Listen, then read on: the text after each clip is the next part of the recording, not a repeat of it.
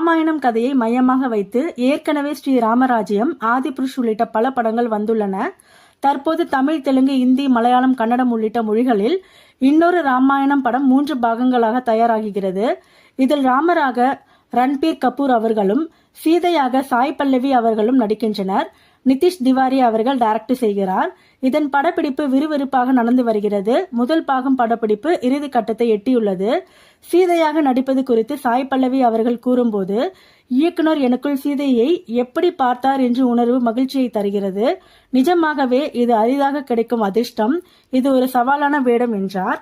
இந்த நிலையில் சீதை கதாபாத்திரத்தில் நடிப்பதால் சாய் பல்லவி அவர்கள் சைவத்துக்கு மாறியிருக்கிறார். வீட்டிலும் படப்பிடிப்பிலும் சைவ உணவையே சாப்பிடுகிறார். பக்தியுணர்வோடு சீதை வேடத்தில் நடித்து வருகிறார். சாய் பல்லவி நடிப்பில் சமீபத்தில் வெளியான அமரன் படம் பெரிய வெற்றியை பெற்று வசூல் சாதனை நிகழ்த்தியுள்ளது.